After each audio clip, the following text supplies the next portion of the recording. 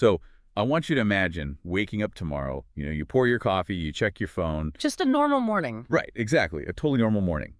But you look at the news and a foreign adversary they didn't bomb a military base or anything like that. No planes, no missiles. Yeah, none of that. Instead, they deployed this highly targeted algorithm. And in exactly 3 seconds, it permanently wipes out like 40% of your country's retirement savings. Wow, just gone. Completely gone. But the power grid is totally fine. The streets outside are perfectly quiet. But the economy is effectively destroyed. Right. So the question is that an act of war? I mean, most people would probably hesitate, right? Because nothing blew up. Exactly. But today, we're doing a deep dive into a restricted, highly analytical strategic baseline. And this text argues that the answer is an absolute, undeniable yes. Yes. It argues that our entire concept of, defining weapons by the sheer size of their explosions is just completely dead. It's a paradigm-shifting way to look at human conflict, honestly. Sure. We're unpacking this framework today, which was originally just designated as Chapter 3-1. Yeah, just Chapter 3-1.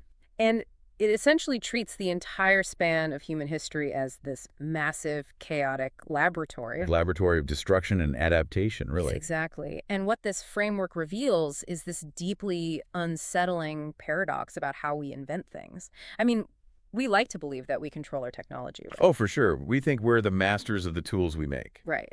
But in reality, the technological tools we invent, they completely rewrite the rules of conflict, all while fundamentally failing to change the grim, unchanging essence of war itself. So we are going to take you, the listener, on a huge journey today. We're spanning from, ancient bronze spears all the way to modern computer logic bombs. It's a huge timeline. It is. Yeah. And the goal here is to give you a totally new lens on what a weapon actually is. But to do that, we kind of have to start with a concept that completely reframes how progress even happens in the military. Right. We have to look at how innovation actually takes root. Yeah, and there's this quote from Friedrich Engels in the text that serves as the foundation here. He basically says that the moment technological advances can be applied to the military, they become obligatory. Obligatory. That's a strong word. It really is. And it says that often these advances trigger revolutions against the very will of the commanders. That concept of inevitability is really where we have to anchor ourselves today. Because when we talk about a revolution in military affairs, often abbreviated as an RMA, right? yes, exactly, an RMA. When we talk about that, we aren't just talking about a general getting a bright idea and, just changing his tactics on a whim. Right. It's not just a strategy meeting. No, it's a structural earthquake. Yeah. The commanders, the people who are theoretically in charge of the grand strategy, they don't actually dictate the pace of change. That is so counterintuitive. You'd think the guy at the top is pulling the strings. You would think so, but the weapon invariably comes first. Once a revolutionary piece of technology exists in the world, a revolution in the way humans fight is forced upon them.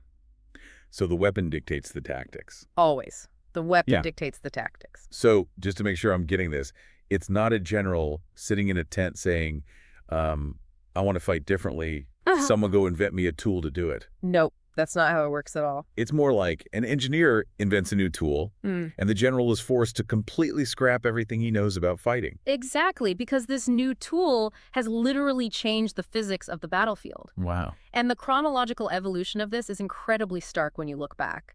Historically, a single weapon has possessed the sheer transformative power to literally stamp its name on an entire era of human existence. I mean, we literally name eras after them. The Bronze Age, the Iron Age. Precisely. The moment a military force possesses, say, a bronze or an iron spear, everything changes. Because before that, they were just using what, like clubs and rocks? Yeah, exactly. But now you have the spear. It's long, it's heavy, and honestly, it's really vulnerable if a soldier is just fighting alone out in the open. Right, because a guy running around by himself with a 10-foot pole is just clumsy. He's going to get flanked instantly. Exactly. So to maximize its effectiveness and to actually protect the spearman, you are physically forced to create the infantry phalanx. The phalanx. That's the tightly packed, overlapping wall of shields and spears. Right? Yeah, moving as a single unified block. Yeah. The spear created the phalanx, not the other way around. Because 1,000 guys locked together with 10-foot poles is basically an impenetrable meat grinder. Right. The physical properties of the weapon demanded that specific social and tactical organization. That makes perfect sense. And then look at what happens when the bow, the arrow, and most importantly, the stirrup are introduced to the battlefield. Okay, I have to stop you there, because I've heard the stirrup mentioned before as this massive turning point in history. Oh, it's huge. But mechanically, I just don't get it. Why does a little leather foot loop on a saddle rewrite human warfare? It's all about physics. Without a stirrup, a rider on a horse is basically just balancing up there, you know? Like bareback riding. Yeah. So if they swing a sword too hard, or if they try to hit something with a heavy lance, the force of the impact just pushes them right off the back of the horse. Oh, I see. They have no leverage. Exactly. They can harass infantry, sure, but they can't break defensive lines. But the stirrup changes the center of gravity and locks the rider to the animal. So they become like one unit. Yes. Suddenly, you have birthed entirely new cavalry tactics because the technology allows a rider to transfer the entire kinetic energy of a galloping horse directly into the point of a lance. Without being thrown off backwards. Exactly. Heavy cavalry is born right there. Again, the weapon technology forced the tactical revolution. That makes so much sense. And the timeline just accelerates from there, doesn't it? Oh, absolutely. You get Yeah. black powder and cannons, which immediately render stone castles completely useless. Right. Walls don't matter anymore. Yeah, which ushers in modern warfare modes, maneuver and open field artillery. Then you get conical bullets and rifled barrels, And that means you can accurately kill someone from hundreds of yards away. which completely destroys the concept of standing in nice, neat lines on a battlefield wearing bright red coats. Yeah, that tactic didn't last long after rifling was invented. Definitely not. And the leaps become undeniable as we enter the industrial age. Massive, steel-clad naval vessels armed with enormous guns start ruling the seas. We literally call it the age of battleships. Right. Then the internal combustion engine arrives, and its land-based brother, the tank, takes over the battlefield. The airplane dominates the skies. Right up until a single blinding flash in the desert of New Mexico announces the approach of the nuclear age. The atom bomb. So in every single one of those eras, one solitary piece of technology had the right to define the warfare of its time. The tank, the dreadnought, the atom bomb. Which naturally leads you to the question, Yeah. Right, what is our signature weapon? Everyone wants to know that. Yeah, if you look at the news today, we're so desperate to label our current era. Are we in the drone age? Are we in the cyber age?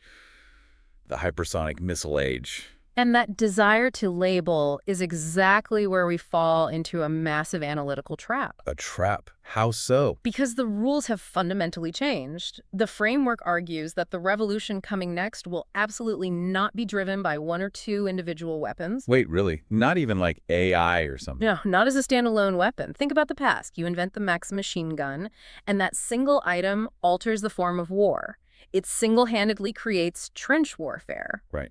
But today, it takes upwards of 100 different kinds of weapons to create a single weapon system before it can have any meaningful effect on a war. Wait, 100 different weapons just to make one system function. How does that even work in practice? Well, let's take a modern fighter jet as an example, like the F-35 or something. You see the aircraft, and you might naturally think, that is the weapon. Yeah, it looks like the weapon. It's got missiles on it. Sure. But that aircraft is virtually useless without the satellite communication link guiding it.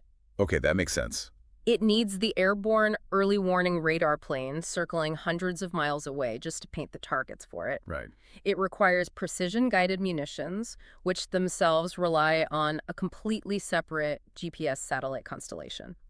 It needs electronic warfare aircraft flying alongside it to jam enemy air defenses. So it's not a lone wolf out there. It's a vast, interconnected web. Exactly. Because of this massive integration, the more weapons we invent, the smaller an individual weapon's role actually becomes. That is a wild paradox. It really is. The paradox is that other than, an all-out nuclear exchange, no single weapon possesses the right to label warfare today. So if no single weapon defines our era, then all these buzzwords that get thrown around by pundits and defense contractors like high-tech warfare, those are essentially meaningless. They're completely empty labels. We just stick them on things because we don't know how else to describe this massive web of integrated technology. They're a conceptual crutch, really. That's exactly what the framework calls them. It explicitly refers to terms like high-tech warfare as a fuzzy learning approach to resolve a knotty problem. Fuzzy learning, I like that. Yeah, we know conflict is changing rapidly. We know the tools are advanced, so we just blindly throw the word high-tech at it and assume we understand it. But we really don't. No, we don't.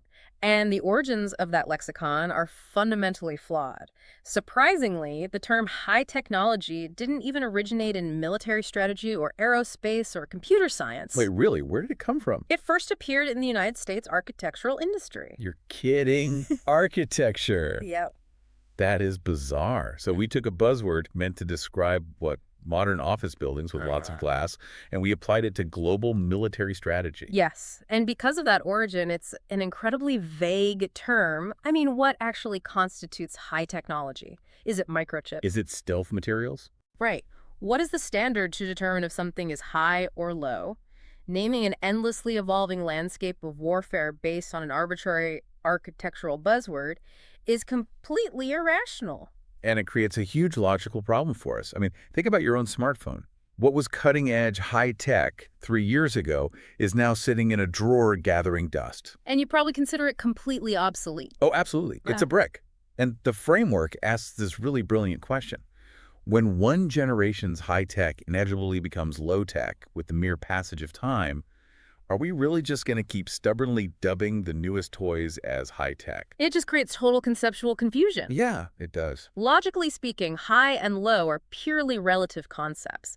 Every single technology has a strict expiration date on its dominance. Yesterday's high is today's low. Always. If you trace the specific lineages of military hardware, you see how fleeting this groan really is. Let's look at the late 1960s and 1970s. Okay, the Vietnam era. Right. The absolute pinnacle of main battle weapons back then included the M60 tank, the Cobra attack helicopter, and the B-52 bomber. Oh yeah, classics. At that specific moment in time, they were the undisputed kings. That was high tech. Right, but you can't freeze time. Exactly. The next wave of innovation inevitably hits. You get the Abrams tank, the Apache gunship, the F-117 stealth fighter, Patriot missile defense systems. Tomahawk cruise missiles. Yes. And overnight, those 1960s marvels that everyone thought were the absolute pinnacle are suddenly downgraded to low tech, and this new wave takes the crown. And the cycle just keeps repeating. Yeah. Those 1980s marvels eventually had to face the current reality. You do. You introduce the B-2 stealth bomber, the F-22 Raptor, advanced joint surveillance radars like J-STARS. And faced with those, even the Abrams and the Apache start to look outmoded. There's this incredible, almost poetic analogy used in the text to describe this process. It says it's like a bride where the flowers bloom each year, but the people change. That's a great way to put it. Isn't it? The title of high-tech is just an empty shell. It's a crown that is continually taken off one head and placed on the next technology in line. Time's arrow never stops. Every weapon goes from high to low, new to old. So true. And if high-tech is a useless, variable label, it forces us to look specifically at the technology that everyone assumes is currently dominating the globe. Which would be information technology, right? Yes, information technology. We have to understand why even that is deeply misunderstood by the public. This is a really crucial distinction. Because there's this pervasive myth right now that we've entered an era where information technology is the only rising technology. Right, it's swallowing everything else. Exactly, like the sun has effectively set on everything else. The framework specifically calls this out as information worship. Information worship. Yeah, and it notes that this kind of myth might make software billionaires richer, but it completely ignores the physical reality of how things are actually built and deployed in the real world. It really does. People tend to mash all these concepts together into one giant blur, but they are incredibly distinct. We really have to separate three specific ideas here. Okay, let's break them down. The first is computerized warfare in the broad sense. This is traditional warfare that is enhanced and accompanied by information technology. So like giving a smart screen to an infantryman. Or take the F-22 fighter jet. It is fully computerized. It has millions of lines of code, advanced sensors, and information components embedded in every square inch of its airframe. Right. But fundamentally, mechanically, what is it? It is a fighter jet. It flies. It uses aerodynamics and jet fuel to fly, and it drops physical explosives on physical targets. A Tomahawk is still a missile. You cannot lump these together and call them information weapons, nor can you call the war they fight information warfare. Because the microchip is just upgrading the traditional kinetic function of the weapon. Putting a computer in a car doesn't make it stop being a car. Exactly. Which leads to the second distinct concept, information warfare in the narrow sense. Okay, how is that different? This specifically refers to using information technology to obtain, manipulate, or suppress information itself. It's a targeted action against data and networks. It's not blowing stuff up. No, a computerized jet blowing up a bridge is not information warfare. But a piece of malicious code secretly inserted into an enemy's air defense network that causes their radar screens to show empty skies while your jets fly past that is information warfare. Oh, that makes perfect sense. It's warfare on the information. Precisely. Right. And then there's the third concept, which really illustrates how complex this all gets. Technology integration. Right, because information technology doesn't just float in a theoretical vacuum. No, it relies entirely on the physical development of other technologies. I mean, if material science doesn't advance, we can't physically manufacture smaller computer chips. Exactly. And if aerospace engineering doesn't advance, we can't put those chips into satellites. The constraints are entirely physical. Information technology's fate is intrinsically tied to advancements in materials, energy, and biotechnology. There's a fascinating thought experiment in the framework designed to test exactly how we label these blended technologies. I love this one. Imagine a future scenario where an adversary uses information-guided bioweapons to attack a biocomputer. Okay, so you have biological weapons guided by data attacking a computer made of biological material. Right. What do you even call that? Is that biowarfare because of the biological components? Or is it information warfare because it's guided by data and attacking a computer? It's a knotty problem. It really is, and frankly, it can't be answered in a single sentence. But the takeaway is that we don't need to rack our brains over whether information technology will swallow everything else, because information tech is itself a process of synthesis. It blends. Yes, every step forward it takes is a process of blending with other fields. It is part of them, and they are part of it. We are in an age of technological integration and globalization where everything blends. Advanced weapons might play a leading role, sure, but they will never act alone. Yeah. And because a modern military force is now essentially a massive blended system of hundreds of different integrated parts, the way commanders actually choose to fight has to completely change. It changes the entire paradigm of decision-making. Which sets up a massive chicken and the egg scenario regarding combat methods. Do you buy a weapon because it fits your current tactic? Or do you invent a totally new tactic because of the weapon you just built? This is where we see a very clear demarcation line between traditional warfare and future warfare. It contrasts two opposing philosophies. Okay, what's the first one? The first philosophy is fight the fight that fits one's weapons. This represents traditional warfare.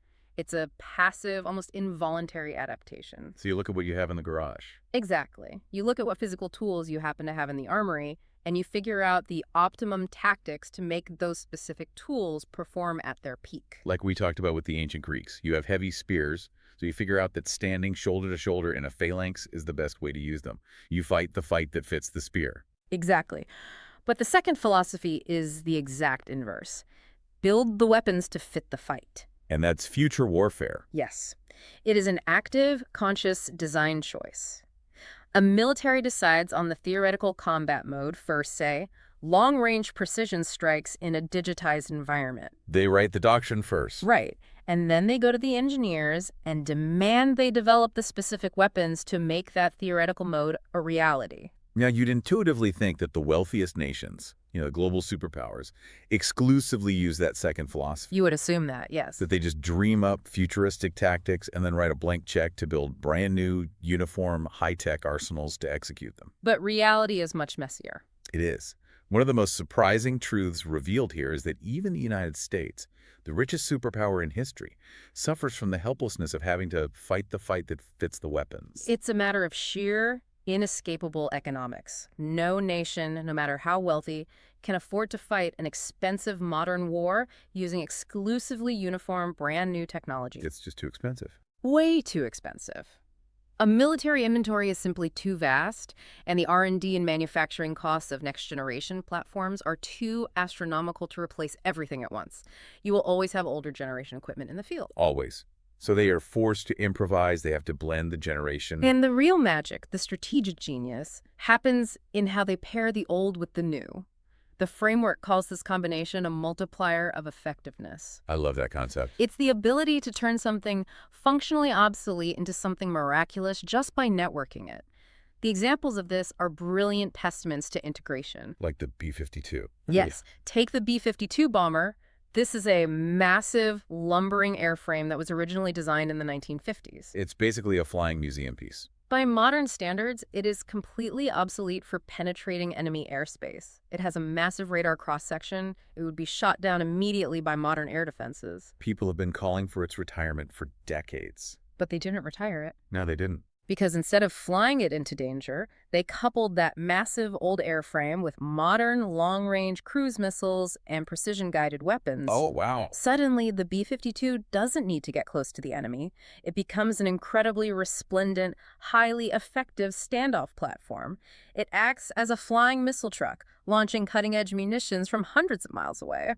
So it's less about building a brand new stealth bomber from scratch for every single mission, and more about taking a reliable old workhorse and just plugging state-of-the-art munitions into it. Exactly. You get the new capability without the massive cost of a new plane. That is so smart. Another stellar example is the A-10 Thunderbolt. The Warthog. Yes, an aircraft introduced in the 1970s, designed for daytime, visual range ground attack. It had no inherent night vision capabilities whatsoever. It's totally useless at night. Originally, yes, but by taking external, modern infrared-guided missile pods and literally strapping them onto this old airframe, you suddenly give it devastating night attack capabilities it never originally possessed. You just bolt the new tech onto the old tech. Right. And then you team that upgraded A-10 up in the air with a highly modern Apache helicopter to form hunter-killer teams.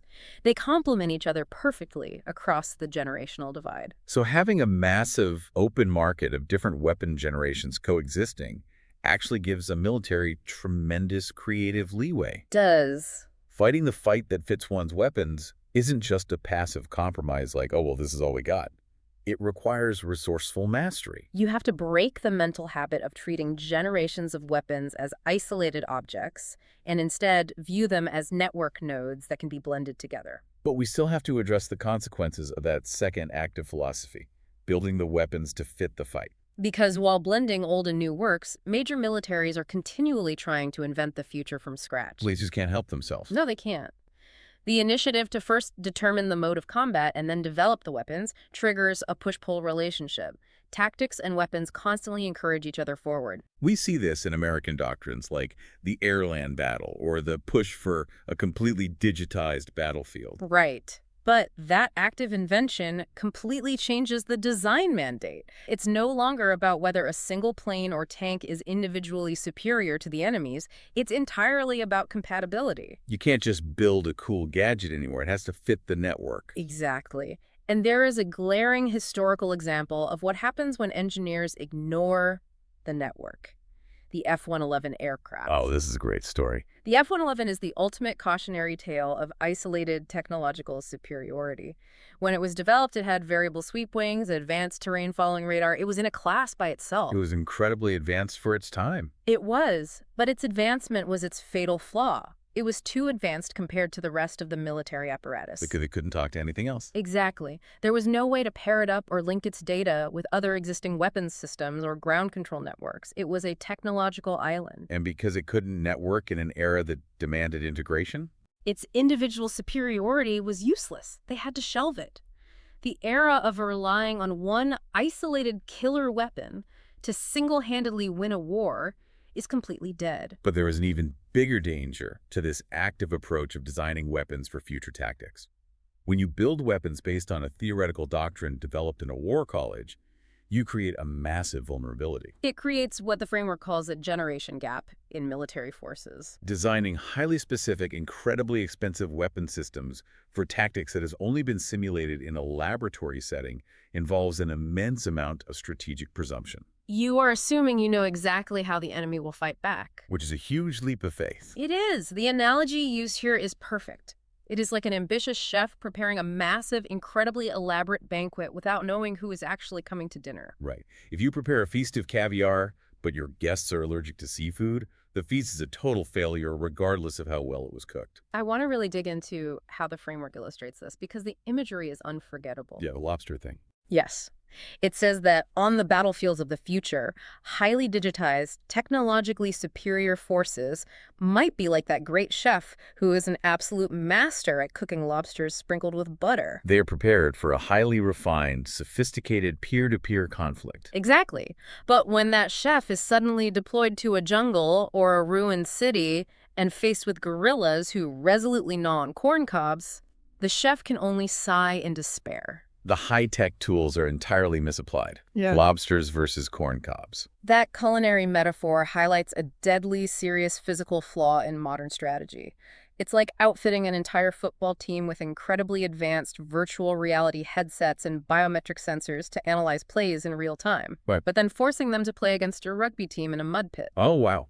The tech isn't just useless, it actively gets in the way of the primitive physical reality of the fight. It does. The framework anchors this with a sobering real-world example, the performance of the U.S. military in Somalia in the early 1990s. Right, the Black Hawk Down scenario in Mogadishu.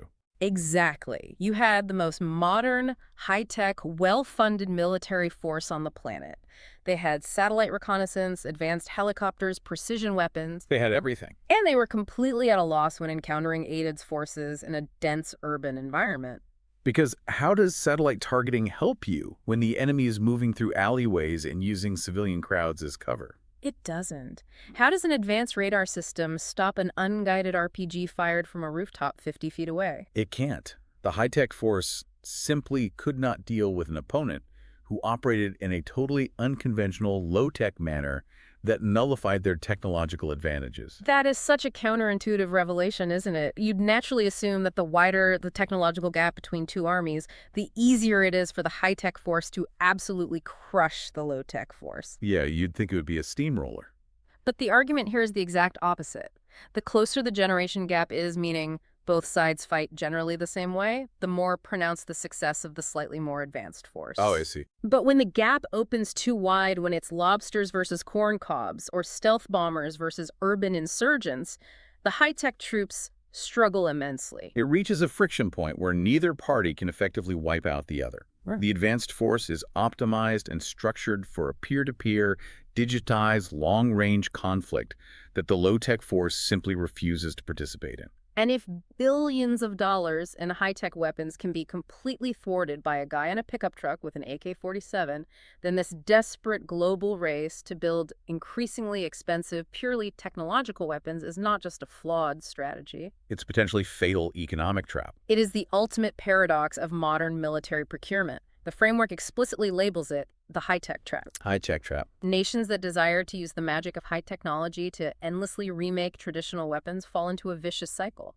They are chasing a mirage of total dominance that leads to an endless waste of limited national funds and a catastrophic arms race. And we really have to ask the critical question here. Can a country actually invent itself into ruin? Can you literally bankrupt your own nation trying to build the ultimate weapon? History provides a terrifying, definitive yes. Yeah, the framework details the cautionary tale of the Soviet Union. Marshal Orgakov, who was the former chief of the Soviet General Staff, was actually acutely aware of the shifting trends in technology. He saw the need for a revolution in military technology. So intellectually, his thinking was brilliant and well ahead of his generation. It was, but practically, executing that vision didn't bring his country security. It brought them to the brink and then pushed them right over it. Because proposing a massive, technologically advanced revolution intensified the Cold War arms race with the United States to an absolute breaking point. The Soviet economy, which was already strained, had to pour unimaginable resources into researching and producing advanced military hardware just to try and keep pace. The terrifying result wasn't a military defeat on a battlefield. The Soviet Union collapsed under the immense economic weight of its own military-industrial complex. A global superpower, a powerful empire, fell completely apart without a single major shot being fired. There is a quote from Rudyard Kipling used here to describe that collapse, and it is haunting. When empires perish, it is not with a rumble, but a snicker. Wow. Not a rumble, but a snicker. It wasn't a glorious battle. It was a quiet economic implosion. But the framework doesn't just leave this as a history lesson. It points the finger directly at the present, arguing that the United States is currently following the exact same path as its old Soviet adversary. And the price tags associated with modern U.S. weaponry are just They're staggering. Let's break down the sheer financial escalation involved here because it perfectly illustrates the trap. Look back at the 1960s and 70s. Okay. The total development cost for advanced fighter jets like the F-14 and F-15 was roughly $1 billion. Which was a lot of money back then, but... But by the 1980s, you look at the B-2 stealth bomber. Just the development phase, the R&D, before you even build a working model, cost over $10 billion. $10 billion. And when it came time to actually manufacture them, each individual B-2 bomber runs between $13 and $15 billion. $15 billion for one airplane. That is incomprehensible. Why is it so expensive? Because you aren't just building a plane, you are trying to bend the laws of physics. Right. You are developing highly classified radar-absorbent materials, incredibly complex computer systems to keep a flying wing stable, and specialized manufacturing processes that have to be accurate down to the microscopic level. And the framework calculates that based on its empty weight, a B-2 bomber is 3 times more expensive than its equivalent weight in solid gold. 3 times its weight in gold, just flying through the sky. And it doesn't stop there, does it? Not at all. The F-22 Raptor development in the 90s exceeded $13 billion. Programs like the Comanche helicopter or the F-117A bomber approach or exceed $100 million each. So the conclusion drawn here is incredibly damning. This massive accumulation of weaponry with wildly unreasonable cost-effectiveness essentially covers a military in the heaviest, most advanced armor imaginable. But physically pushes the entire nation step by step toward national bankruptcy. The arms race ensures that no country on Earth has enough money to maintain the technological lead forever. It is an unsustainable trajectory. You can't afford to keep building fleets of golden airplanes, but strategically you feel you can't afford to stop and let your adversary surpass you either. So you're trapped. How do you escape? If you can't outspend the trap, you have to outthink it. To escape, militaries realized they had to completely redefine what a weapon actually is. They had to break outside the traditional box entirely. And the framework splits this redefinition into 3 distinct, honestly mind-bending categories. Let's walk through these 3 categories carefully, because this is where the entire paradigm of warfare truly shifts. Okay, what's category 1? Category 1 is what the framework calls old concept weapons. This encompasses practically everything we've discussed so far. Tanks, fighter jets, rifles, aircraft carriers, even the most advanced precision-guided bombs. Wait, even a $15 billion stealth bomber is an old concept weapon. Absolutely. Because what is its fundamental purpose? Its basic functions remain exactly the same as a catapult or a cannon: mobility and lethal kinetic power. It moves to a location and it blows things up. It is controlled by professional soldiers, and it operates on a traditional, physically defined battlefield. No amount of high-tech digital alchemy changes its fundamental kinetic nature. It is an old concept wrapped in new materials. Okay, so if kinetic destruction is the old concept, we move to category 2, weapons of new concepts. This is where things get weird. This takes traditional destruction to a wild, non-traditional level. The framework notes that the United States actually took a significant lead in this area during the Vietnam War. They didn't just drop bombs, they altered the environment itself. Yes, they released silver iodide powder into the clouds over the Ho Chi Minh Trail to artificially induce torrential rains, aiming to wash out enemy supply lines. That's literal weather control. They used massive amounts of chemical defoliants, like Agent Orange, to completely strip the subtropical forests and deny the enemy cover. It was environmental manipulation used as a military tool. And the other examples listed here sound like something out of a science fiction supervillain plot. Man-made earthquakes, artificially generated tsunamis, weather disasters, subsonic wave weapons, entirely new biological and chemical agents. They are completely non-traditional, but as you pointed out, their ultimate goal is still strictly military. They are still aimed at soldiers, munitions, killing, and destroying the physical environment. Which brings us to the third and final category, and this is the most revolutionary and disturbing one: the new concept of weapons. Notice the subtle shift in phrasing there. It is not weapons of a new concept. It is a new concept of what a weapon is. This is the core of the entire framework. The argument is that a true new concept of weapons transcends the military realm entirely. The underlying philosophy is chillingly simple. Everything that can benefit mankind can also arm him. In this strategic view, there is nothing in the world today that cannot become a weapon. It requires breaking through all traditional boundaries of awareness. You have to stop looking at objects based on their intended civilian design and start looking at them based on their potential for disruption. And the everyday arsenal they list in this section is terrifying. Let's go back to the scenario we opened the deep dive with. A man-made stock market crash. A computer virus invasion targeting civilian infrastructure. A strategically planted rumor or scandal on the internet that causes international exchange rates to fluctuate wildly or exposes and discredits enemy leaders. How does a rumor destroy a currency, though? Think about it. If an adversary uses a coordinated bot network to spread highly credible, fabricated data that a nation's central bank is defaulting, panic ensues immediately. Investors pull their capital instantly. The currency crashes, businesses go bankrupt, supply chains halt. You have inflicted the economic damage of a massive bombing campaign without ever crossing a physical border or dropping a single explosive. These are means that entirely transcend the military realm but can be used in combat operations to inflict massive material, economic, or psychological casualties. The breakthrough here isn't a new technology. The breakthrough is in the thinking. I want to speak directly to you, the listener, for a second. Think about your daily routine. Imagine discovering that the gentle, kind, commonplace things in your civilian life, your banking app, the social media platform you scroll, the power grid that runs your coffee maker, the algorithms that manage the traffic lights in your city have suddenly acquired offensive, lethal characteristics. They have become weapons. That is not a sci-fi dystopia. That is the very real strategic reality the framework is describing. If a rumor on the internet or a manipulated line of code in a financial server can be a weapon of war, warfare is clearly shifting rapidly away from sheer explosive destruction. We are moving toward tools that dismantle a society from the inside out.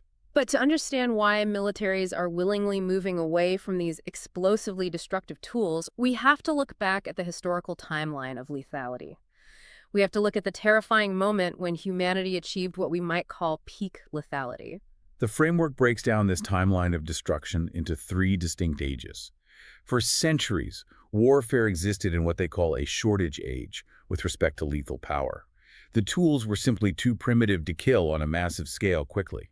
Military men had this constant, unsatisfied, desperate thirst to kill more effectively. So they moved from light kill weapons like cold steel swords and single-shot muskets to heavy kill weapons like automatic machine guns and heavy artillery. The entire history of weapons development for thousands of years was just a linear process of continuing to boost lethal kinetic power. How do we make the explosion bigger? How do we fire more bullets per minute? But then came the ultimate turning point. As the framework poetically and grimly describes it, a single red cloud arose over the wasteland of New Mexico. The Trinity test. The atomic bomb. Yes. The atomic bomb completely fulfilled the ultimate wishes of the military planners. It was the ultra-lethal weapon. It couldn't just wipe out an enemy formation. It could annihilate a city in a microsecond. It could kill an enemy population 100 or 1,000 times over. For the first time in human history, mankind possessed lethal capabilities that vastly exceeded the actual demand of any conceivable conflict. But there is a philosophical principle noted here. Whenever something reaches its absolute extreme ultimate point, it inevitably turns in the opposite direction. The atomic bomb plunged mankind into an existential trap. It created the geopolitical reality of mutually assured destruction, or MAD. The nuclear weapon became a literal sword of Damocles hanging over the entire world, and it forced humanity to ask profound, unavoidable, paralyzing questions. What is the actual strategic difference between killing an enemy once and killing them 100 times over with radiation? What is the point of defeating your enemy and winning the war if doing so guarantees the radioactive destruction of the entire world? It's a literal dead end. You possess the ultimate weapon, but you can never actually use it. Yeah. But the framework doesn't just blame the bomb itself for this shift away from lethality. It points to the evolving human background. Following the horrors of World War II, there was a massive cultural and political change. The 1948 UN Universal Declaration of Human Rights was passed. Slowly, over the decades, there emerged an ultimate concern for the global ecological environment and the inherent value of human life. This new value concept formed a powerful braking mechanism on the runaway express of purely lethal weapons development. Planners and politicians realized that uncontrolled slaughter, the idea of firebombing cities to force an unconditional surrender, was becoming a relic of a bygone age.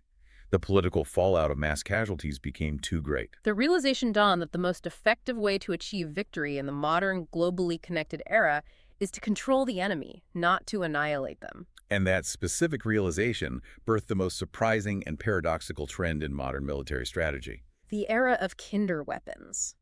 Which sounds like a total oxymoron, doesn't it? Kinder war. It really does. But the framework states that warfare has taken leave of the meat grinder campaigns, like the horrific trenches of Verdun or the carpet bombing of Tokyo. Weapons are actively developing in a kinder, more controlled direction. Let's break down what kinder actually means in a practical, strategic sense, because it isn't about hugs and diplomacy. It primarily falls into two categories. Okay. The first is precision kill weapons. The framework likens these to a gamma knife used in neurosurgery. A gamma knife can excise a brain tumor with extreme precision, leaving the surrounding healthy tissue intact with hardly any bleeding. Precision weapons allow for surgical strikes. There is a specific historical example of this precision highlighted in the source. During the conflict in Chechnya, the Russians didn't want to carpet bomb an entire grid square to get one man. That would be a PR nightmare. Instead, they used a single specialized missile that was capable of tracking a specific mobile phone signal. When Chechen leader Zokhar Dudayev turned on his satellite phone, they triangulated the emission, fed the coordinates to the missile in real time, and eliminated him instantly without wiping out a city block. That is the gamma knife. Or you look at the Gulf War, where massive coalition bombing lasted for over a month, but civilian casualties numbered in the thousands, rather than the complete indiscriminate devastation of entire cities seen in World War II. The second category of kinder weapons is non-lethal weapons. These are explicitly designed to effectively eliminate the combat capabilities of personnel and equipment without causing massive loss of life. But I have to pause and ask the cynical question here. Kinder makes it sound like military contractors suddenly grew a conscience and became humanitarians. Is this shift really just about human rights? Or is there a cold, calculating, strategic angle to this? Oh, it is deeply ruthlessly strategic. The framework confirms that military developers have done the cold, hard, cost-effectiveness calculations on kindness. Tell me more about that. Think about the logistics of a battlefield. A dead soldier is tragic, but strategically, the enemy unit grieves, leaves the body, and continues fighting. However, an injured, incapacitated soldier requires immense resources. Right. If you severely injure a soldier but keep them alive, it takes 2 or 3 other soldiers to carry them off the field. It requires a dedicated medical team to treat them, a medevac helicopter to transport them, and a massive continuous supply chain of blood, bandages, and food to keep them alive. It strips away far more combat capability from the enemy and causes severe psychological panic among the ranks. Exactly. The logistical burden of the wounded is a massive strategic advantage. The framework details how this logic extends to psychological and information weapons as well. Why expend an expensive anti-tank missile, risking collateral damage and killing the crew, when you can use a low-power laser beam to permanently blind the tank's optical sensors? Or temporarily blind the crew themselves, instantly rendering the multi-million-dollar machine utterly useless. The examples of psychological weapons in the framework are wild. They mention concepts like using advanced projectors to cast massive holographic images of injured followers or religious figures against the sky to terrify and demoralize devoutly religious soldiers before a battle even begins. That is wild. And this kinder umbrella also comprehensively includes the cyber tools we mentioned earlier, computer logic bombs that shut down water treatment plants, network viruses that paralyze logistics systems, and electromagnetic energy weapons that fry communication nodes. They are all meticulously designed to paralyze, undermine, and control, rather than create messy, politically disastrous personnel casualties. This overarching trend toward kinder weapons, born in an age of intense technical integration, represents the absolute watershed between the old and new forms of war. As the framework clearly states, the appearance of these controlled, non-lethal, highly integrated systems is sufficient to put all the wars of the hot and cold weapons eras firmly into the past. So if we look back at the journey we've taken today, we've gone from the raw kinetic energy of bronze spears to the world-ending explosive power of atomic bombs, and now we've transitioned to computer viruses, financial manipulation, and precise laser blinding. We've made warfare kinder, more surgical, and infinitely more integrated into civilian life. But as we bring this deep dive to a close, we have to confront the ultimate bottom line of all this conflict. Has this incredibly sophisticated technology actually changed what war is? The source framework brings us to a very sobering, undeniable conclusion.